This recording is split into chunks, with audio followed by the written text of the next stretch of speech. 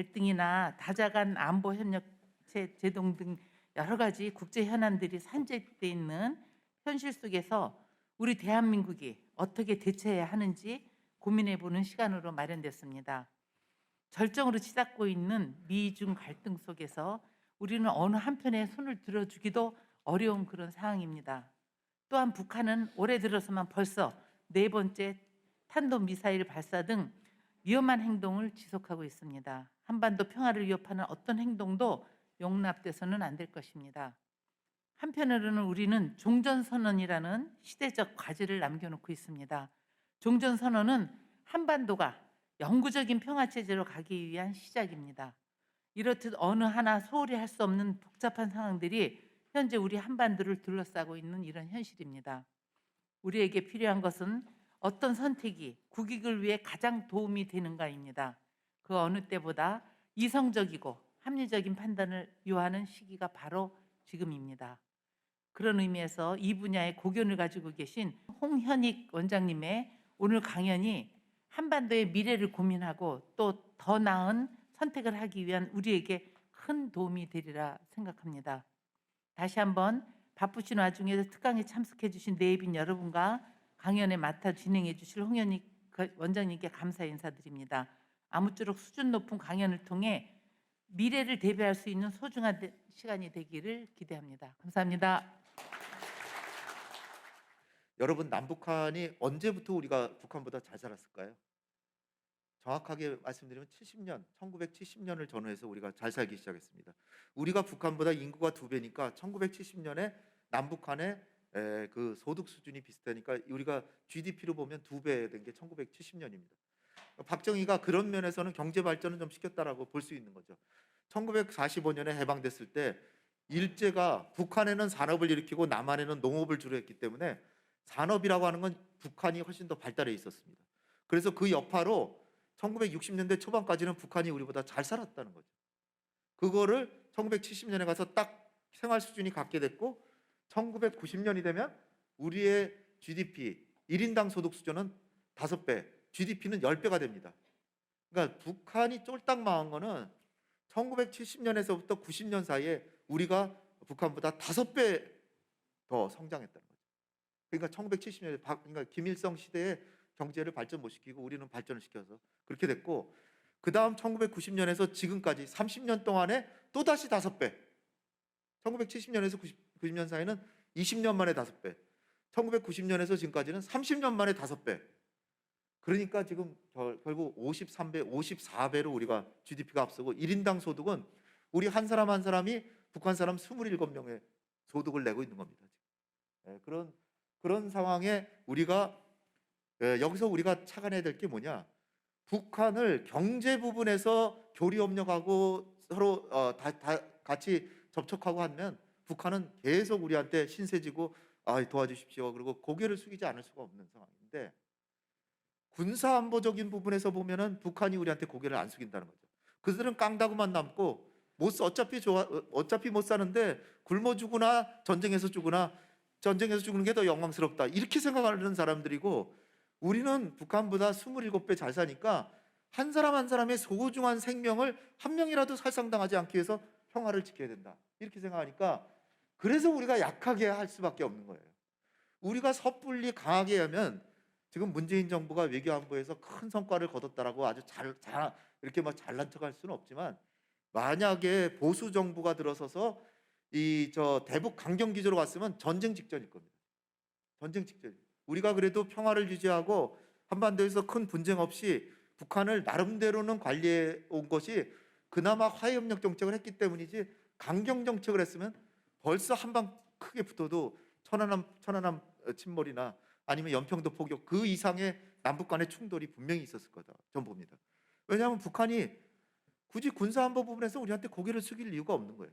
걔네들은 인명도 소중하지 않고, 그리고 또 하나 그들한테 유리한 거는 지정학적으로 우리는 바로 휴전선 넘어오면 서울인데 그들은 평양은 꽤 뒤에 있잖아요.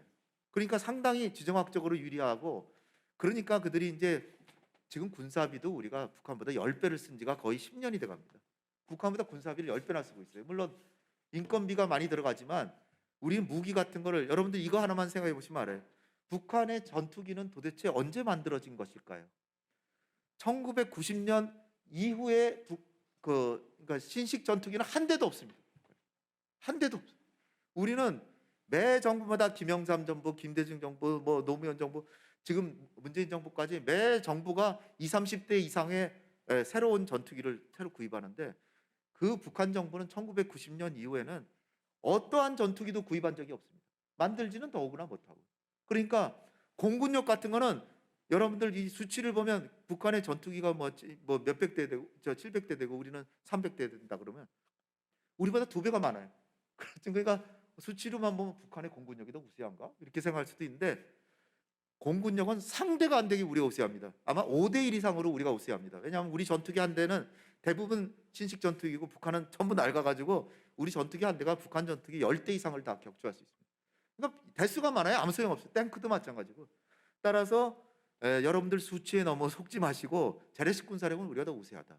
그러나 북한은 그렇기 때문에 결사항전에 목숨을 걸고 핵을 개발했고 미사일을 개발했고, 그러니까 비대칭 무기로 그 전략 무기를 만들어서 군사적으로 남한이 더 우세해지는 거를 그걸로 열세를 많이 하고 있는 거다. 예를 들어서 지금 미사일 같은 것도요. 북한이 지금 남한의 전역을 가격할 수 있는 게 1000개, 1500개 정도 갖고 있는데, 우리 역시 미사일을 갖고 있고 우리의 미사일은 북한보다 훨씬 더 정확합니다. 2000km까지 가는 우리도 있는데 우리 잘난 척을 안 하는 것뿐이에요.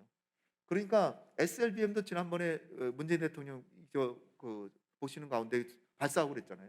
그러니까 우리가 없는 것이 아니라 우리도 북한을 억제할 수 있는데, 그러나 중요한 건 북한은 핵이라는 걸 갖고 있기 때문에 우리가 핵 문제를 해결해야만 북한을 마음대로 관리할 수 있는 거죠.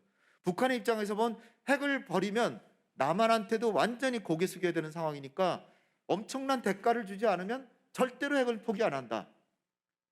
핵만 내려놓으면 북한은 국민대학교의 란코프라고 하는 러시아계 미국 한국 지금 교수님 계신데 아주 보수적인 분이에요. 근데 이 양반이 말씀하시는 게 뭐냐? 북한이라고 하는 나라를 핵이 없으면 전 세계에서 아무도 쳐다보지 않는 152건대의 제3세계에 불과하다. 핵이 있기 때문에 미국도 관심을 가지고 중국도 관심을, 우리도 관심을 가지고 하는 거예요. 그러니까 여러분들 북한이 핵을 내려놓게 하려면 얼마나 많은 대가를 주고 안심을 시켜야 핵을 포기하겠습니까? 근데 미국이 그냥 너 나오면 대화는 해줄게 그 정도만 하니까 나가봐야 북한의 생각은 뭐냐면, 트럼프하고 김정은 위원장하고 정상회담을 해서 합의까지 했는데 미국은 합의하고 나서 하나도 지키질 않더라. 미국의 대통령, 북한의 수령이라고 하는 미국의 대통령이 김정은 자기 위원장하고 합의를 했는데 안 지키는 거예요. 안 지키니까 북한의 입장에서 보면 바이든이라고 하는 새 대통령이 들어섰는데 회담하자 그러는데 나가서 그 실무진끼리 회담해가지고 설령 합의를 한들, 대통령이 합의를 해도 안 지키는 나라인데 실무 협상을 해서 뭐하냐? 이래서 안 나오는 겁니다. 여러분들이 이걸 분명히 아셔야 돼요. 북한이 뭐 대화하기 싫어서 안 나오는 게 아니라 그까짓 거 대화해서 뭐하냐? 너네 대통령하고 합의를 했는데도 안 지키는데 니네 나라는. 그러니까 여러분들이 아주 여기 뜻밖의 말씀을 들으실 텐데, 미국이 강하고 힘세고 지구상에서 지금 제일 슈퍼파워라는 건 사실이지만 미국의 신뢰성이 떨어져 있는 거예요. 지금 미국을 신뢰할 수 없으니까 북한이 핵을 내려놓지 못하는 거예요. 한마디로 요번에 그 문재인 정부 시절에 논란 일이 벌어진 게, 김정은은 정말 북한 역사상 거의 처음으로 모범적인 행동을 했어요. 모범적으로 미국하고 대화를 해서 실행을 여러 개 했는데, 예를 들어서 핵실험장 폭파시켜가지고 터널을 다 메워버렸어요. 그 다음에 이제 유해 송환한다 그래서 트럼프하고 약속한 대로 유해를 수거해가지고 다 미국에 돌려버렸어요. 아직도 더 많이 해야죠, 물론. 그렇지만 선의로 아무 대가 없이 그냥 돌려보냈어요. 그 다음에 장거리 미사일 실험장도 우리가 장거리 미사일 개발하면 싫어하니까 장거리 미사일장도 해체하는데 미국이 아무것도 안 하니까 다시 그럼 복구해라. 우리 혼자 할 수는 없지 않냐. 그래서 했고, 장거리 미사일 핵실험 지금까지 안 하고 있고요. 그리고 인질로 데리고 있던 3명도 아무 대가 없이 폼페이오 장관한테 딸려서 그냥 보내줬어요. 지금 세봐도 한 5개 정도 되잖아요. 5개 정도를 아무 대가 없이 해줬거든요. 근데 미국이 해준 건 아무것도 없는 거예요. 한미연합훈련 뭐 안 한다. 여러분들 기억하실 거예요. 싱가포르에서 그러니까 저 괌에서부터 전략 폭격기가 날라와서 한국에다 대고 한국에 와서 훈련을 하고 가는데 트럼프 머릿속에는 한국을 보호하기 위해서 우리가 그런 노력을 하는데 한국이 방위 분담비를 너무 조금 준다. 방위 분담비를 5배로 안 올려주면 주한미군 철수할 수도 있다. 뭐 이렇게 얘기했잖아요. 그러면서 이게 한미연합훈련을 안 한다 그러고 계속 했거든요. 했고 안 하더라도 그건 코로나 때문에 규모를 줄이거나 간혹 한 번 안 한 것이지 계속해서 하고 있거든요. 지금 한미연합훈련이 3월 달에 하고 8월 달에 하는데 그게 이제 제일 큰 훈련이고 작은 훈련까지 아마 1년에 수십 번을 합니다. 그러니까 북한의 입장에서는 남한보다도 재래식 군사력에서 지금 뒤지고 있는데 미국이라고 하는 초강대국이 한국하고 연합훈련하니까 완전 쪼그라드는 거죠. 그냥 벌벌 떠는 거예요, 사실은. 벌벌 떠니까 그것도 시도 때도 없이 1년에 20번, 30번을 하니까 죽겠는 거죠. 그래서 한미연합훈련 하지 말라 그러는데 이거를 트럼프가 약속하고도 안 하는 거예요. 여러분들 기억하시죠? 229 하노이에서 정상회담이 파탄 나가지고 문재인 대통령이 또 백악관에 가셔가지고 다시 한번 노력해 봅시다. 김정은 위원장 한번 다시 한번 만나보시죠. 그래가지고 동경에 G20 회담하러 왔을 때 G7 회담이죠. G7 회담하러 왔을 때 서울을 방문해가지고 서울에서 문재인 대통령 손잡고 판문점에 가가지고 김정은을 3자 정상회담을 했잖아요. 그때 다 지금 세계에 알려진 게 트럼프 대통령이 올가을에 한미연합훈련을 안 한다. 걱정하지 마라. 이러고 가가지고 또 했어요. 한미연합훈련을 또 했어요.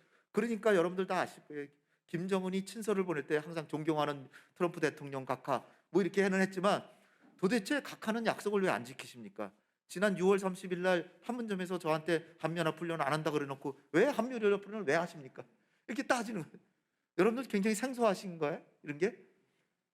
북한이라고 무조건 악당짓만 하는 거 아니에요. 독재하고 북한이 잘못된 건 독재하고 경제적으로 1970년에 생활 수준이 같았는데 지금 27분의 1로 추락한 거. 이런 거 국가 경영 능력이 상당히 비효율적이다. 독재한다. 이런 게 잘못된 거지. 자기네들이 살기 위해서 절대적으로 군사력이 열세기 때문에 북한이 핵을 개발한 거는 김정은 나름으로는 그러니까 김일성 나름으로는 합리적인 판단을 한 거라는 거예요. 제가 그걸 옹호하는 게 아니라 북한도 체제니까 유지하려고 그럴 거 아니에요. 근데 여러분들 1980년대에 무슨 일이 일어났죠? 골바초프가 등장해가지고 동구가 다 민주화 바람이 불어가지고 다 붕괴했잖아요. 그거 생각하면 김정은은 정권은 벌써 망했어야죠. 그러니까 굉장히 쪼그라드는 심리적으로 위축되고 우리 체제는 언제 망할지 모른다. 그런 상황에서 소련이 골바초프가 우리랑 수교하고 거기다가 중국하고 한국하고 수교하니까 북한은 뭡니까? 북한의 동맹국이 중국하고 소련이었는데 소련이 한국하고 수교하고 중국이 한국하고 수교하고 경제력은 50분의 1990년이니까 30분의 1로 추락하고 아니 10분의 1로 추락하고 그것이 지금은 54분의 1로 추락한 거 아니에요. 그러니까 북한의 입장에서 보면 도저히 북한의 국가 안보를 위해서는 핵을 안 만들었으면 아마 벌써 무너졌을 거예요. 제가 볼 때는. 그러니까 우리의 전략이 뭘까요? 북한의 핵을 어떻게든 내려놓게 만드는 거예요. 내려놓고 나면 북한은 우리한테 고개 숙일 수밖에 없습니다. 우리는 그냥 뭐 잘 대우해 주더라도 만나면 사장님 여러분들 한번 옛날에 개성공단 할 때 개성에 한번 다녀오신 분들은 다 아실 거예요. 개성공단에 가면 개성 총국장이라고 있는데요. 이 사람이 와가지고 남조선에서 오신 여러 선생님들 제발 우리들 공장의 직공들 아침에 출퇴근하기 어려운데 버스 좀 늘려주십시오. 그리고 멀리서 출근하기 어려우니까 기숙사 좀 줘주시면 정말로 감사하겠습니다. 굽신굽신해요. 굽신굽신하는데 갈등이 벌어지면 언제 그래놨는데 그래 같이 한번 죽어 볼까? 너네 같이 죽을 자신 있어? 그래서 이제 서울 불바다 발언도 나오고 그런 게 나오는 게 군사 안보에서는 우리랑 맞대응할 수 있지만 경제적으로는 1인당 소득으로 봐도 27분의 1로 추락했기 때문에 경제적으로 북한하고 교류 협력을 해야 됩니다. 근데 이게 보수 정부에서는 딱 되면 그냥 끊어버리고 개성공단도 닫아버리잖아요. 그래서 지금 이 고생을 하고 있는 거예요. 제가 이따가 말씀드려야 되겠지만 뭐 어차피 말씀드릴 거니까 지금 독일은 17년 만에 통일을 하고 우리는 왜 지금까지 제자리일까요? 30년이 지났는데. 한마디로 제일 큰 걸 말씀드리면 독일의 경우에는 브란트 총리가 3인당이니까 진보 정부니까 화해협력 정책을 했어요. 그리고 나서 바로 뒤에 또 3인당 정부가 들었어요. 슈미트라고 하는 총리가 또 화해협력 정책 계속했죠. 그러나 1980년대에 들었으면 그 뒤를 이어서 독일 역시 정권 교체가 돼서 기민당에서 하는데 기독교 민주당은 보수 정부입니다. 보수 정부, 아주 보수 콜 총리 있잖아요. 콜 총리는 보수 정부인데 이 사람이 보수 정부지만 대동독 정책은 불안태 정책을 거의 그대로 이어봤어요. 그러니까 17년 동안 계속해서 우리 김대중 대통령처럼 그 정책을 17년 동안 계속한 거예요. 그 김대중 노무현 정부 때 여러분들 퍼주기란 얘기 많이 들으셨죠? 그 당시에 우리가 소위 북한한테 소위 퍼주기 했던 거에 2배 이상을 20년 동안 1970년에서 90년 사이에 20년 동안 줄기차게 퍼주기, 우리 김대중 정부 때 2배를 20년 동안 줄기차게 했더니 어느 날 보니까 통일이 돼 있더라고요. 이게 결정적인 거예요. 근데 우리는 어떻게 했죠? 노태우 대통령 화해협력, 김영삼 강경책, 그 다음에 김대중 노무현 대통령 화해협력 정책, 그 다음에 이명박 박근혜 정부 강경책, 원위치, 그리고 나서 문재인 정부에서 또다시 화해협력 하는데 이게 안 되는 건, 지금의 안 되는 이유는 결국은 미국이라고 하는 초강대국이 결국 북한이 목숨줄을 이어가려면 미국하고 관계가 좋아야 되는데 미국이라고 하는 나라가 북핵 문제보다는 중국을 견제하는데 훨씬 더 관심 있고 동북아에서 자기의 세력을 유지해서 아주 저렴한 가격으로 주물락주물락 동북아 국가들을 다스리면서 자기가 영향력을 유지하려고 하니까 북핵 문제 해결을 위해서 신경을 많이 쓰지를 않고 있기 때문입니다. 그러니까 북미 간의 대화가 끊어지니까 문재인 대통령은 미국을 설득해서 어떻게든 대화를 해봐라 계속 설득을 하는데 미국이 뭐 완전히 움직이질 않고 계속해서 그냥 쟤네들이 나오면 대화는 한번 해줄게 이런 식으로 가니까 더군다나 여기서 하나 더 미국이 우리한테 좀 섭섭하게 한 게, 그래도 우리는 김정은 위원장하고 문재인 대통령이 약속한 거 그거는 지키겠다. 그걸 막은 거 아니에요, 미국이. 미국이 막으니까 미국이 못하게 하니까 하질 못하는 겁니다. 하다 못해서 북한의 타미플루 같은 그런 어떤 그 의약품을 전달하는데 유엔군 사령관이 DMZ를 통과하고 DMZ에 들어가는 것 자체를 허용할 수 있는 권한이 정전협정 유지하는 책임이 있는 유엔군 사령관이 책임이 있기 때문에 우리가 그 트럭을 싣고 가려니까 가지 마라 막으니까 이거 뭐 의약품을 전달하는데도 못 가게 하는 그런 일이 발생했어요.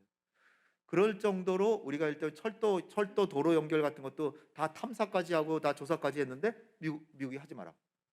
기관차 가는 거 너 누구 마음대로 너네가 유엔 안보리 제재, 미국의 제재 어긋난다. 너 가면은 제재할 거야.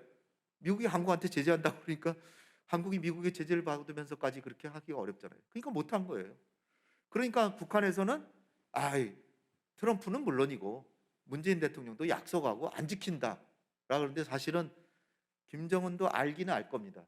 문재인 대통령이 지키고자 하는 의사는 있는데 미국과의 관계 때문에 못한 것이란 걸 알기 때문에 친서가 오고 갈 땐 따뜻한 얘기가 오고 가는데 북한에서는 북한 주민들이 있으니까 자기네가 통치하는데 통치의 정당성을 확보하기 위해서 강력하게 우리에게 대하는 척 이렇게 하는 거죠. 그러니까 지금 이 남북 간에 벌어지고 있는 일들이 겉과 속이 약간은 다르지만 결국은 미국이 북한하고 대화를 시작하지 않는 이상은 남북 간의 대화가 쉽게 되기가 어렵다. 이런 거를 여러분들이 아셨으면 좋겠습니다. 그리고 이제 구조적인 환경을 보더라도 한국의 민주주의 발전이나 이런 거에서 세계 12의 경제력이 그랬는데 요즘에는 한국이 8위라 그래요. 8위. 그래서 문재인 대통령이 2년 연속 그 G7 정상회담 7개국이 서방 선진 7개국 정상회담에 계속해서 초청을 받고 있잖아요. 그게 사실상 세계 8위다 이렇게 보고 있습니다. 조금 있으면 이태리를 능가할 것 같아요. 서방 선진 7개국인데 능가할 수도 있다. 세계 5등까지는 갈 수 있지 않을까 이렇게 생각이 되는데 그 뒤는 사실상 좀 쉽지가 않죠. 우리가 지금 일본하고 관계에 여러분 관심이 많으실 텐데 1965년 한일 국교 정상화했을 때 그때 한국과 일본의 경제력 차이가 30대 1이었습니다. 30대 1. 지금 몇 대 1이냐? 3대 1로 줄었어요. 3대 1. 그동안의 격차를 10분의 1로 줄인 거예요. 그러니까 30분의 1밖에 안 되던 경제력을 3분의 1까지 따라갔어요. 일본이 근데 우리 인구의 2.5배 인구가 되니까 몇 년 있으면은 한국의 우리 1인당 소득이 일본 1인당 소득을 넘어섭니다. 이제는 뭐 이걸 자랑할 것 정도까지는 아니지만 일본이 상대적으로 발전을 못했기 때문에 우리가 빨리 따라가는 측면이 있습니다만은 어쨌든 우리는 줄기차게 앞서가는 쪽으로 지금 가고 있다는 걸 우리가 알 수 있고요. 중국은 우리가 아무리 우습게 볼래도 우습게 볼 수가 없는 게 지금 미국하고의 경제력 격차가 지금 10대 7, 70% 이상, 70%를 벌써 넘어갔습니다. 예, 중국의 입장에서는 참 정말 운이 좋은 게 사실은 미국이란 나라가 굉장히 무서운 나라에서 미국의 그 발끝까지 따라오면 미국은 무서운 나라이기 때문에 그 강력한 도전국을 주저앉힙니다. 그거를 전문 용어로 양털깎기라 그래요. 양털깎기라는 얘기인데 양이라는 게 털이 많으면 굉장히 수북하고 막 늠름하고 그렇게 보이는데 데려다가 털을 딱 깎아버리면 초라하잖아요. 그 양털깎기라 그래요. 첫 번째 양털깎기는 소련을 데려다가 그 군비 경쟁을 통해서 주저앉혔고 1970년대, 1980년대는 일본이 따라왔습니다. 일본이 따라오니까 너 일본 너 이리 와. 그래가지고 환율 가지고 환율을 너네가 조작했다. 그러니까 환율을 정상화해서 일본의 엔화 가치를 높여라. 그러니까 일본이 그럼 높인 거 뭐 우리가 기술이 좋아서 수출 많이 하지 환율 때문에 수출하나? 그래가지고서는 이 엔화를 가치를 더 높게 평가하도록 그걸 허용했는데 그리고 나서 1985년부터 지금까지 35년 동안 35년 동안 침체 상황 일본은. 그러니까 우리가 따라온 거예요. 일본이 그리고 1980년대에 반도체가 이제 미국을 능가하니까 데려다가 반도체 협상에서 반도체 주저앉히고 우리나라 삼성전자 하이닉스가 큰 거는 미국이 일본을 데려다가 주저앉혔기 때문에 우리가 큰 그 요인이 굉장히 큽니다. 우리가 운이 좋았던 거죠. 우리가 너무 크면 또 우리를 데려다가 또 주저앉히려고 그럴지도 몰라요. 그러니까 우리가 하여튼 조심하면서 국가 전략을 해야 된다는 거죠. 그런데 중국이 운이 좋다는 건 왜 그러냐? 그게 미국의 GDP의 40% 수준에 오면 데려다가 양털을 깎습니다. 미국은. 근데 중국이 미국하고 소련을 견제하고 서로 연합하다가 1990년대까지 계속 성장하고 그래가지고 2008년이 되면 중국의 GDP가 미국의 40%가 됩니다. 미국의 40%까지. 딱 양털 깎을 시간이 됐어요. 근데 중국 너 이리 와 양털 좀 깎게. 그러는데 딱 미국에서 엄청난 금융위기가 벌어졌어요. 여러분들 다 아시는 리만 브라더스 사태. 뉴욕발 세계 금융위기가 벌어진 거예요. 뉴욕에서 그것도 창피하죠. 세계에서 가장 부유하고 가장 권력이 센 미국이 금융 강국인데 너무나도 잘 살고 그러니까 모랄 해저드 도덕적 해이가 일어나서 미국 내부에서 돈을 1억을 가지고 100억을 빌려준 거예요. 계속 빌려줬다 주셨다 막 그래. 그러니까 실제로 자금은 1억밖에 없는데 100억 이상을 막 빌려준. 그러니까 이 뻥 터진 거예요. 뻥 터지니까 뉴욕에서부터 금융위기가 발생하니까 전 세계가 이제 고통을 받아요. 그러니까 그 당시에 중국을 데려다가 양털을 깎아야 되는데 자기네 발등에 떨어진 불이 이게 불부터 꺼야 되니까 그런데 중국은 계속 성장하고 있으니까 중국이 오히려 세계 성장의 견인차가 되라. 그래가지고 G7에서 G20로 G20 정상회담으로 회원국을 늘려서 우리도 G20에 이제 가담해가지고 그때부터 이제 활동하고 있잖아요. 그러니까 중국이 정말 그 천운이었던 거죠. 2008년 9년을 잘 넘겨서 지금 어느새 40%가 아니라 70%를 넘어서 70%를 넘어서 버려요. 이제는 미국이 지금 중국을 때리지만 때리면 자기도 다칩니다. 자기도 다치기 때문에 함부로 때리지를 못해요. 그래서 우리가 제일 조심해야 될 게 뭐냐? 미국이 자기 혼자 때리면 자기가 너무 다치니까 일본이나 한국이나 동남아 국가들이나 이런 나라들을 다 오라 그래가지고 야 우리 민주국가인데 민주국가끼리 저 공산 독재 국가잖아. 걔네들하고 같이 놀지 말고 우리랑 친하게 지내고 중국하고는 관계를 끊어. 가능하면 너가 방패 역할을 해주면 더 좋고 지금 그러고 있는 중이에요. 그런데 우리가 섣불리 맞아 우리는 동맹이니까 내가 너의 방패가 될게. 그리고 앞장서다가 먼저 죽으면 그게 좋겠습니까? 그게 어떻게 국가 전략이냐고요. 그러니까 우리가 미국이 우리의 동맹국이지만 미국과 우리의 국익이 그런 차이가 있다는 걸 분명히 알고 미국하고는 사이좋게 잘 지내야 되지만 그렇지만 중국하고도 잘 지내는 것이 우리의 전략이라고 다시 한번 말씀드립니다.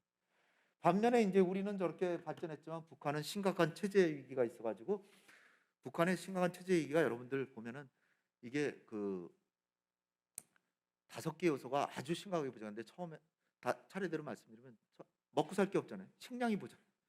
제대로 못 먹어서 다 영양 부족 사태고 두 번째는 전기가 없으니까 전기라는 건 심각하잖아요. 전기가 없으면 공장의 모터를 못 돌리니까 공장을 제대로 돌리지를 못하는 거예요. 첨단 산업은 전기가 또 양질이어야 되는데 전기가 질이 나쁘기 때문에 첨단 산업은 할 생각조차 못하는 거예요. 그다음에 이제 지하 자원은 많은데 산업 자원은 털어없이 부족합니다. 왜냐하면 지하 자원을 캐내야 되는데 캐낼 능력이 부족한 거예요. 캐낼 능력이 부족하니까 결국 장성택 같이 중국에다 다 팔아먹다가 김정은이 데려다가 사용시키고, 그렇지만은 자기네들이 그걸 잘 개발할 수 있는 능력이 없고, 이게 다 산업이란 게 연계가 돼 있어서 전기도 있고 자동차도 많고 또 이 기계 공업이 발달해서 채굴을 하는데 순조롭게 해야 되는데 그게 안 되니까 땅 속에다 보물들이 있지만 캐내지를 못하고 있습니다. 그 다음에 이제 부족한 게 제일 부족한 게 아까 자동차도 부족하고요. 마지막으로 제일 중요한 돈이 없어요. 돈이. 북한에 돈이 없다는 게 제일 큰 문제죠. 왜 돈이 없냐? 제대로 경제가 안 돌아가니까 우리 같으면 수출을 해가지고 그걸로 외화를 버는데 수출할 게 없는 거예요. 수출할 게 1차 상품 조개 껍데기나 고기 물고기 잡아 수출하거나 아니면 아주 그 섬유 산업이나 그런 노동력이 많이 필요한 산업 그런 거에서 옷이나 조금 팔고 나머지는 제대로 된 제품이 별로 없기 때문에 수출을 못 하고 그 대신에 북한도 석유가 안 나니까 석유는 들여와야죠. 식량도 부족하니까 식량 없으면 굶어 죽는데 어떻게 사와야 될 거 아니에요. 중국이 동맹국이라고 그러지만 공짜로 안 주잖아요. 그러니까 매년 10억 달러 적자가 났는데 지금은 핵 개발로 인해서 유엔 제재까지 받으니까 10억 달러 적자에서 지금 25억 달러 적자가 더 늘어났어요. 그러니까 이게 뭐 감당할 수가 없는 거죠. 산업이 발전할 수가 없는 게 자본도 없고 자원도 없고 사람들이 이랬는데 사람들은 배고파서 힘도 못 쓰고 이게 뭐 어떻게 산업이 되겠어요 이게. 그러니까 절대적으로 우리랑 힘을 합쳐서 우리가 뛰어난 자본과 기술과 마케팅 능력 이런 걸 가지고 남북 간에 협업하면 그야말로 그 풍부한 노동력과 학교에서 공부는 많이 했으니까 북한 사람들 데려다 일시키면 잘하거든요. 그러니까 서로 협력해서 하면 얼마든지 발전하는데 그렇게 해서 북한이 발전하면 1년에 10% 이상씩 발전합니다. 10% 이상씩 10년만 발전하면 북한의 경제는 금방 올라가게 되죠. 근데 한국의 보수 정부들은 그런 걸 생각을 못하고 그걸 그냥 끊어버리고 너네 그래봐야 너네 소외되신데 그러면서 여러분들 5.24 조치라는 게 있잖아요. 천안함 침몰 이후에 5월 24일 날 5.24 조치를 했는데 그게 남북 간의 교류협력을 다 끊어놓은 겁니다. 그런데 놀랍게도 그 피해는 우리가 북한을 제재하면 피해가 북한이 더 커야 될 거 아니에요. 적어도 우리보다 커야 되는데 우리의 피해가 북한보다 5배. 북한도 조금은 아프죠. 근데 북한이 아픈 것보다 우리가 5배나 아픈데도 그걸 제재라고 해요. 제재로. 근데 물론 아주 냉철하게 따지면 우리가 북한 경제의 1인당 소득으로 27배고 전체 경제가 50배가 넘으니까 우리가 5배로 더 피해를 봐도 북한의 체감하는 피해는 북한이 더 클 수도 있죠. 그렇지만 그렇다고 해서 북한의 피해보다 우리가 5배나 피해를 보는데 그걸 제재라고 하는 것은 결코 현명한 정책이 아니다. 그러면 왜 그럼 북한은 5분의 1밖에 안 되냐? 옛날에는 북한에다가 우리가 원재를 주고 값싼 노동력을 이용해서 그 사람들이 이제 노동력을 잔뜩 투입해서 싸게 생산해서 우리가 가져오면 그거를 싸게 수출하니까 우리가 수출도 잘 되고 봉제업, 고민형 같은 거 있잖아요. 그럼 바늘하고 단추하고 고민형하고 갖다 주면은 북한 사람들 하루 종일 앉아서 이 실로 꿰매는 그래서 기계로 하기가 어렵다. 그래서 그 고민형을 싸게 팔았는데 지금 한국의 봉제 산업 거의 다 망했습니다. 우리 인건비가 너무 비싸니까 누가 그거를 그 바느질로 고민형 눈을 태우고 있어요. 근데 우리 봉제업은 망했지만 북한의 그 간의 수공업 하는 사람들은 안 망했어요. 왜 안 망했냐? 그 사람들은 지금 가보면 계속 일하고 있어요. 무슨 일하고 있냐? 중국에서 갔다가 계속 하고 있어요. 그 사람들. 중국보다도 인건비가 3분의 1 이상 싸니까 중국 사람들도 북한 사람들 노동력을 이용해서 자기네 저임금 북한이 중국보다 훨씬 싸니까 그렇게 해서 북한 사람들은 어렵지 않다는 얘기예요. 근데 우리는 그 고민형 만드는 회사들 다 그냥 문 닫았지. 이런 어리석은 제재를 하는 이런 정책을 펴니까 이게 안 된다는 거예요. 괜히 뭐 북한을 봐주기 위해서 제재를 안 하고 그런 게 아니라 제재를 하더라도 진짜 북한이 아픈 부분을 딱 해야 되고 그리고 제재를 하면 제재의 가장 큰 지금 부작용이라고 하는 건 뭐냐면 제재를 하면 여러분들 코로나 상황에서도 제일 고통받는 분들이 누굽니까? 제일 저소득자들, 제일 이 사회에서 어려운 삶을 사는 분들이 코로나 상황에서도 제일 더 어려워졌어요. 여러분들 정말 놀랍게도 세계 최고의 부자들, 전 세계에서 100명, 세계 최고의 부자들 100명을 조사했더니 코로나 이전보다 자신의 재산이 2배 늘었다는 거 아니에요? 여러분들 그 신문 기사 보셨죠? 진짜 부자들은 코로나 상황에서도 재산이 2배가 돼. 제일 가난한 사람들이 피해 보는 거예요. 제재를 하면 그럼 누가 피해를 보냐? 김정은의 김정은의 테이블에 올라가는 식단이 나빠졌을까요? 그대로예요. 김정은 식단은 그대로예요. 제일 어렵게 사는 북한의 주민들이 고통을 당하는 거죠. 그러니까 미국은 맨날 인권 하면서 제재를 가하는데 김정은은 뭐 자기 먹고 사는 것 달라질 게 뭐가 있어요? 그 사람이. 그러니까 김정은이 아프게 해야 되는데 김정은이 아픈 게 아니라 미국이 그렇게 외쳐대는 북한의 가엾은 주민들의 삶이 더 어려워지고 있다는 거예요. 쌀값이 올라가고 기름값이 올라가고. 그러니까 이게 과연 제재를 해서 북핵 문제 해결 낮은 게 있습니까? 없잖아요. 없는데도 미국은 계속 고집스럽게 하고 있는 거예요. 그래서 이제 하도 그렇게 고집스럽게 하니까 딴 생각이 있는 거 아닌가? 북핵 문제 해결할 생각이 없는 거 아닌가? 이런 생각까지 드는 거예요.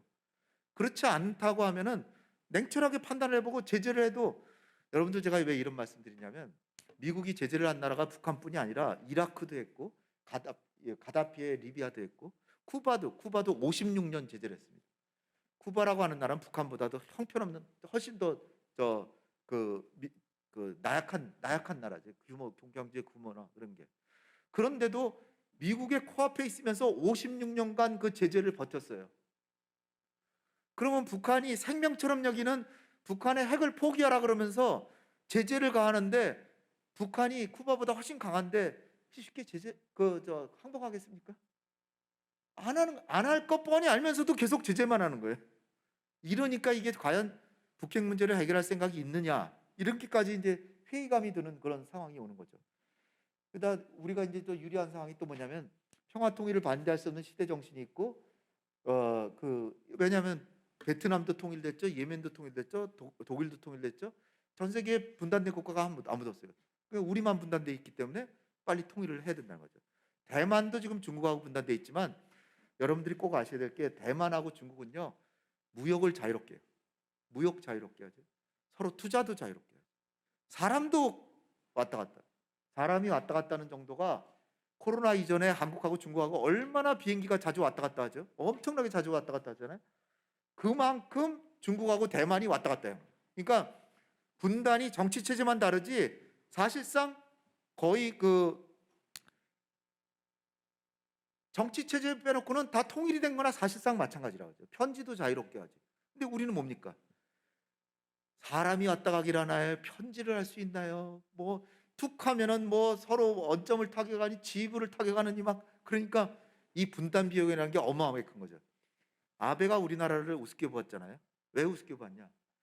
한국이 아무리 발전해도 아직은 일본의 경제력의 3분의 1도 더 못 미치는 데다가 거기다가 한국은 북한하고 분단이 돼서 자기네 동포끼리 치고받고 싸우고 하니까 니들은 정말 내가 보기엔 딱한 민족인데 감히 우리 일본을 우습게 봐? 이러면서 정말 우리한테 야유적으로 대했던 겁니다. 그러니까 우리가 일본한테 대우를 받기 위해서도 남북 간의 화해협력에서 관계를 개선하는 게 얼마나 필요한가를 알 수 있다는 거죠. 그 다음에 이제 냉전 시대에는 냉전 때문에 남북한이 사이좋게 지내려도 안 되는데 지금은 중국이나 러시아, 푸틴이나 시진핑 주석이, 지금 시진핑 주석 온 지는 꽤 됐지만 시진핑 주석이 서울에 오면 남북한 간의 화해협력에서 대화해서 통일한다 그러면 우리는 환영한다 그러고. 그러니까 중국이 우리의 완전한 적성국이 이제 아니라는 거죠. 전쟁만 안 하고 단지 시진핑과 푸틴의 바람은 뭐냐면 이게 한미동맹을 중심으로 해서 주한미군이 압록강이나 두만강에 배치된다. 그러면 이건 용납 못한다는 거죠. 따라서 한미동맹을 유지하되 한미동맹을 북한 쪽으로 갖다 놓지 말고 우리만 통일하고 한미동맹을 조금 역할을 좀 변경시키면서 동맹은 유지하더라도 중국과 러시아를 위협하지만 않는다면 그 타협점을 찾아서 통일로 갈 수 있다는 거예요. 지금은. 냉전 시대는 어림도 없었죠. 그다음에 세계화 정보화의 심화도 우리한테 유리하고. 근데 미중 갈등이 심화되고 북핵이나 인권 문제가 이 북한의 인권 문제는 왜 그러냐면 미국이 북한하고 대화를 안 하는데 대화 안 하는 이유 중에 하나가 인권이 심각하고 저렇게 독재 국가랑 우린 대화 안 한다 이러면서 안 하는. 사실 북한 인권 문제도 심각하지만 그렇지만은 일단 평화로 와서 핵폭탄 한 발이면 서울의 시민이 80만 명 이상이 사망을 하는데 그 핵을 내려놓게 하는 그 평화 협상이 훨씬 더 중요한 게 아닐까요? 근데 인권을 내세워서 하는데 중요한 점은 동서독에서 마지막에 얘기할 거를 말씀드리면 그럼 서독 같은 경우는 어떻게 했냐? 인권 문제는 동서독 간에 만나서 인권 문제 개선해라. 그러나 개선하면 우리가 경제 지원해 줄게.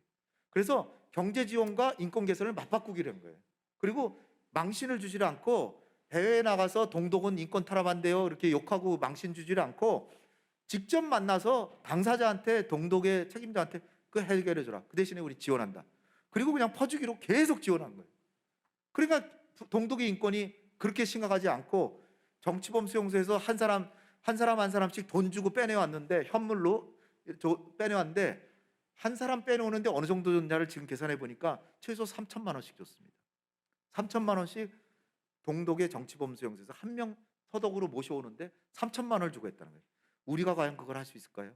북한의 인권을 진정으로 개선하고 싶다면 그런 방식으로 한다면 북한도 응할 가능성이 있죠. 당장에 돈이 아쉬운데.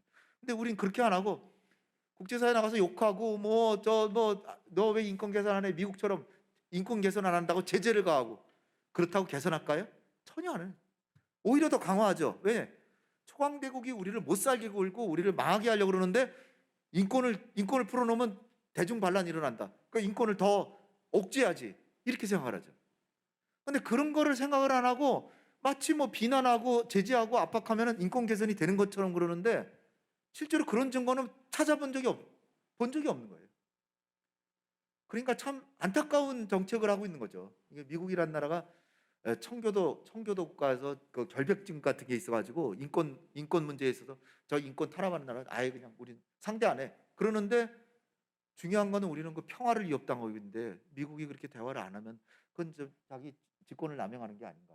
그래서 이제 트럼프하고 김정은하고 만났잖아요. 2018년에. 그래서 새로운 북미 관계를 수립하자. 한반도 평화 체제를 구축하자. 그 다음에 이제 북한은 한반도의 완전한 비핵 화를 노력한다 이렇게 했는데 이항에서 미국이 북미 관계 정상화한다 그러고 한반도 평화 체제 구축한다 그러고 실제로 한 게 아무것도 없는 거예요. 그래서 지금 북한이 지금 화가 난 거예요. 화가 나가지고 아까 말씀드려도 몇 가지 북한은 지켰잖아요. 그래서 이제 하도 안 되니까 문재인 대통령이 종전선언을 제안했는데 지금 사실 한미 간의 문화는 타협이 됐다라고 그러는데 그 타협된 내용이 북한의 바라는 그 수준이 덜 됐거나 아니면 코로나가 지금 북한의 상황이 여의치 않아서 지금 쉽게 되지는 않을 것 같다. 그러나 우리 정부는 꾸준히 앞으로도 그걸 노력을 할 것이다. 이렇게 생각하시면 되고요. 북한의 도발 가능성은 제가 처음에 아까 다 말씀드렸습니다. 자, 이게 이제 북핵 문제 해결의 중요한 문제인데 그럼 북한이 왜 핵을 내려놓지 않냐? 한마디로 딱 말씀드리면 미국을 믿지 못하니까 못 내려놓는 겁니다. 그럼 왜 믿지 못하냐? 과거의 사례를 보니까 미국을 믿기가 어렵겠더라고요. 우크라이나 같은 경우에 보면요. 지금 우크라이나하고 러시아하고 갈등이 있어가지고 러시아가 13만 명의 군대를 그 국경에 배치해서 언제라도 침공하려고 지금 그러고 있는데 우크라이나 같은 경우는 어떻게 했냐면 소련의 한 공화국이었잖아요. 근데 이제 러시아하고 형제 국가예요. 인종은 같아요. 말도 거의 아주 지독한 제주도 사투리 정도로 어렴풋이 러시아 사람이 우크라이나 말을 알아듣습니다. 그럴 정도로 거기가 한 나라 형제국인데 그래도 이제 나라가 독립하겠다 그래서 독립을 했는데 독립하다 보니까 소련 시절에 소련이라고 하는 한 나라였기 때문에 거기 핵무기가 200개나 있었어요. 200개나 핵무기가 있어요. 우크라이나의 힘으로 한 게 아니라 러시아 사람들의 힘으로 했다 거기다 배치해 놓은 거죠. 근데 200개가 있으니까 갑자기 핵보유국이 돼. 200개나 핵을 가진 세계 4대 핵보유국인 거예요. 중국만큼 갖고 있는. 그래가지고 미국이 안 되겠다. 이 핵무기가 알카에다나 IS 같은 그 테러리스트 집단에 넘어가면 그럼 큰일 난다. 그래가지고 미국이 돈을 댔어요. 미국이 참 좋은 일 한 거죠. 미국이 돈을 대고 우크라이나에게 체제 안전 보장을 해줄 테니까 핵을 포기해라. 그리고 그 핵보유국인 러시아로 다 옮겨라. 그러면은 체제 안전 보장도 해주고 경제적 지원도 해주고 핵과학자들 다른데 취업까지 알선해주고 또 잘 살게 해주겠다 이렇게 했어요. 그랬는데 2014년에 어떤 일이 벌어졌죠? 러시아는 또 우크라이나를 침공하지 않겠다고 약속을 해줬죠. 근데 결국은 러시아가 크리미아 반도를 뺏어갔잖아요. 영토를 뺏어간 건 이건 완전히 전쟁한 거나 마찬가지잖아요. 전쟁을 했는데 미국이 도와주겠다 그러고 안 도와줬죠. 안 도와줬어. 안 도와주니까 김정은이 이렇게 보고 있다 우크라이나를 보니까 야, 핵 포기하면 그냥 강대국한테 두들겨 맞는데 미국은 약속을 안 지키는구나. 그럼 포기하겠습니까? 여러분 어떠세요? 안 하죠. 우크라이나 보면 포기했다가는 땅 뺏기는데 자기네 이를테면 평안남도 뺏기는데 미국이라나만 안 하겠죠. 두 번째 리비아 가다피가 2003년이죠. 2003년에 대량살상 무기 포기했는데 이 리비아 나라는 사막에 있어서 가다피가 사막에 텐트 치고 잠을 자요. 그러니까 언제라도 미국이 가다피를 죽이려고 그러면 공습해가지고 그냥 죽일 수 있는 상황이니까 굉장히 취약하잖아요. 근데 그런 상황에서 가다피 아들이 런던 스쿨 오브 이코노미스 이거 LSE라고 하는 학교를 다녔는데 그 사람을 통해서 중재를 해가지고 CIA하고 영국의 제임스 본드 있는 MI6하고 리비아의 정보부하고 3자 간에 1년 동안 회담을 해서 대량살상 무기 포기하기로 합니다. 그런데 포기하고 나서 몇 년 있다가 내전이 벌어졌는데 나토라고 하는 건 미군이 지휘하잖아요. 그러니까 결국 미군이 개입하는 상황에서 전쟁 중에 총 맞아 죽어버렸죠. 아, 대량살상 무기하면 죽는구나. 그 김정은이 그렇게 생각하는 거죠. 그다음에 이란이 제일 심각하죠. 이란은 2015년 바이든이 부통령 하던 시절에 오바마 대통령 시절에 이란하고 협상을 해가지고 이란의 핵을 만드는 거를 그냥 시설은 그대로 놔두고 그냥 스위치만 내려라. 동결만 하고 동결하는 것만 확인되면 제재를 다 해제시켜 주겠다. 그렇게 약속을 했어요. 그거를 바이든 부통령이 했어요, 당시에. 그랬는데 그 다음에 힐러리 클린턴이 대통령이 됐으면 계속 지켰겠지만 힐러리가 안 되고 트럼프가 대통령이 됐잖아요. 트럼프가 되니까 야, 오바마가 한 거 다 가져와. 이란하고 핵 합의했어? 이 바보같이 이란하고 왜 합의를 해? 깨버렸어요, 그냥. 그러니까 김정은의 입장에서 보면 미국의 대통령하고 아무리 합의를 하고 도장까지 꽝꽝 찍고 뭐 다 해도 그 다음 정부가 바뀌어서 다른 대통령이 오면 안 지키는구나.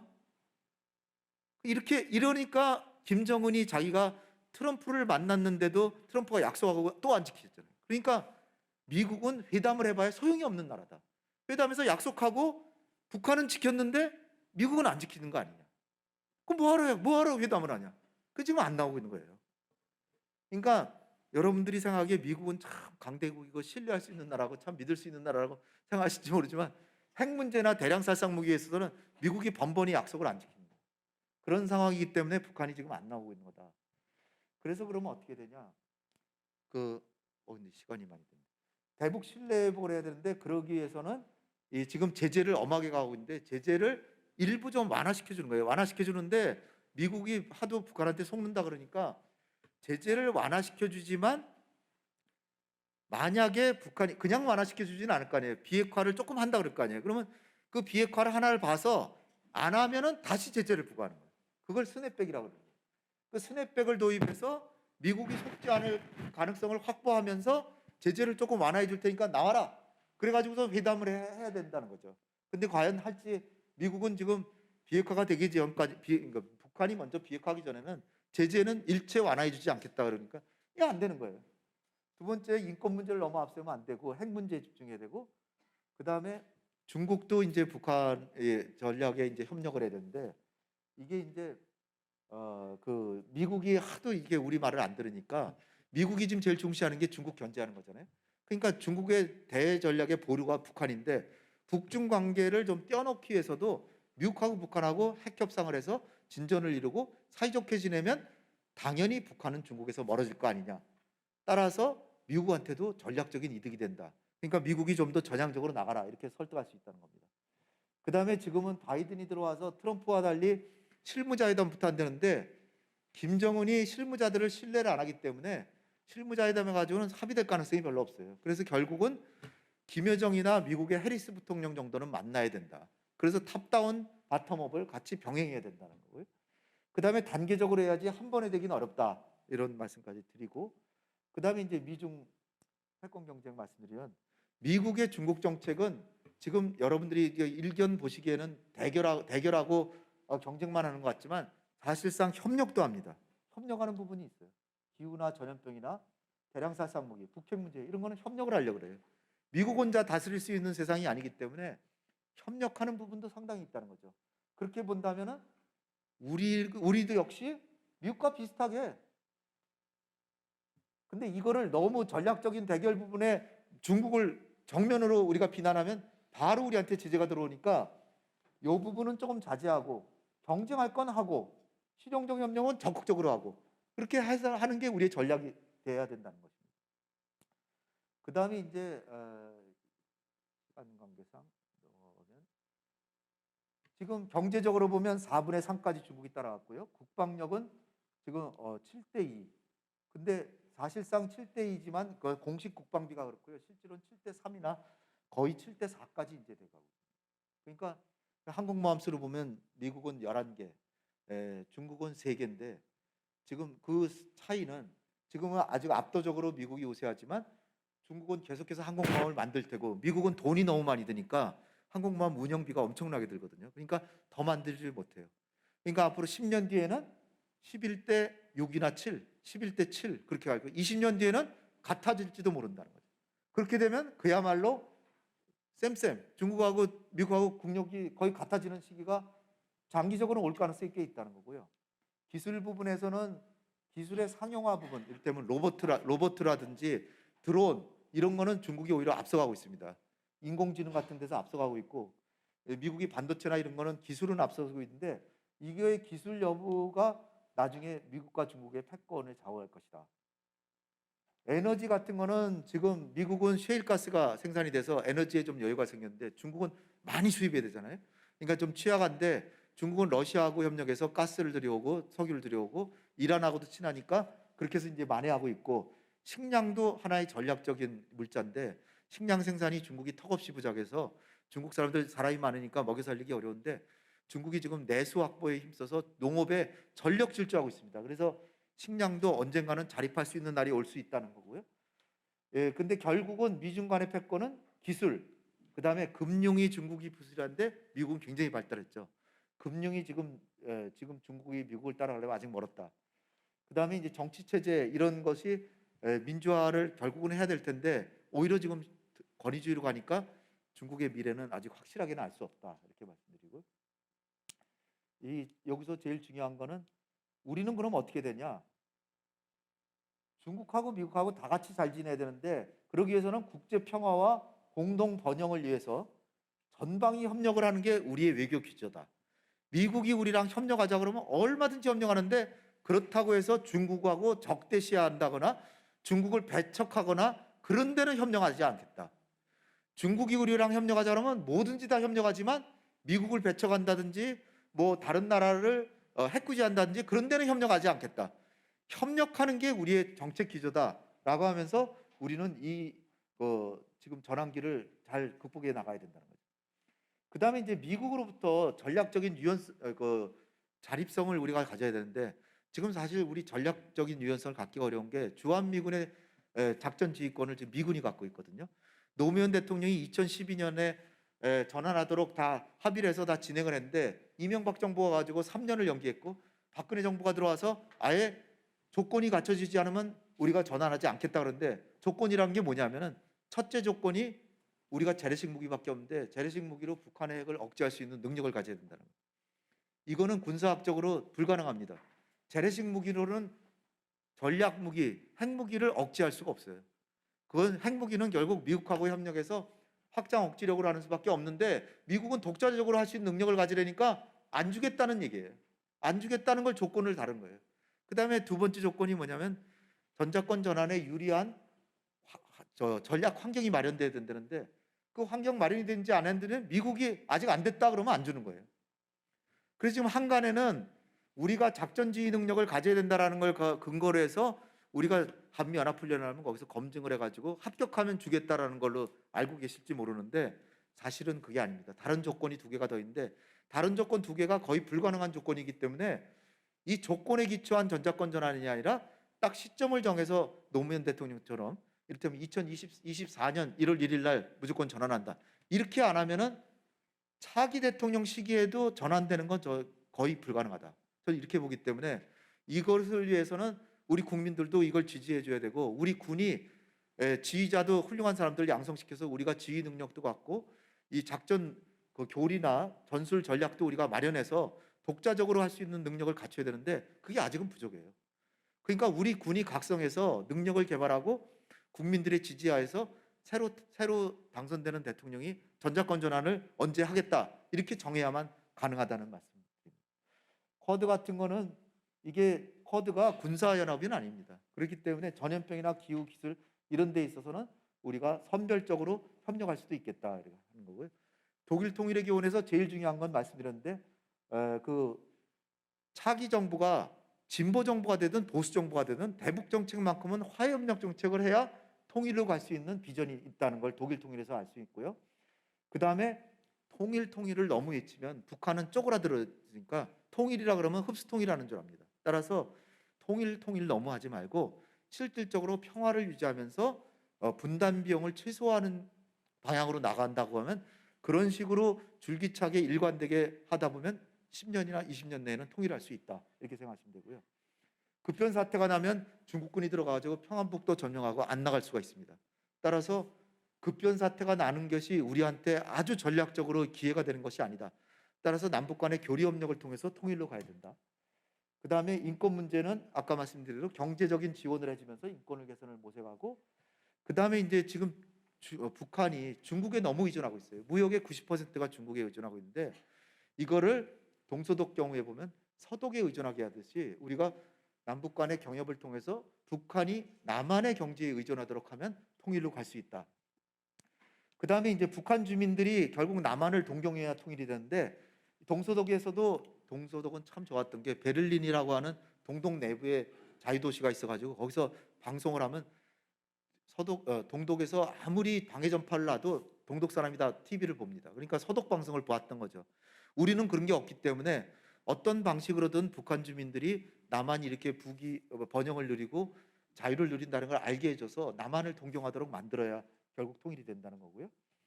그 다음에 이제 한미동맹 조정해야 된다는 거는 말씀드렸고, 제일 중요한 게 이제 마지막 두 가지입니다. 하나는 이 독일이 결국 통일을 할 수 있던 건 주변국들의 반대를 조금 완화시켰는데 그 완화시킬 수 있었던 건 경제적으로 EU를 선도하면서 공동 번영을 하겠다라고 나섰고, 군사안보적으로도 나토에 가입하고 그 다음에 OSCE라고 하는 유럽안보협력기구에 가입해서 우리는 절대로 전쟁 다시 안 일으켜야 된다, 평화국가라는 걸 보장받았기 때문에 주변 국가들이 결국은 용인했다는 거. 마지막으로 비용이 통일되면요 비용이 많이 든다는 거예요. 이명박 정부 때 계산해 보니까 북한이 급변 사태로 무너지면 30년 동안에 2,500조를 줘야 됩니다. 1년에 80조씩인데 당시에 80조니까 지금은 한 100조가 넘을 거예요.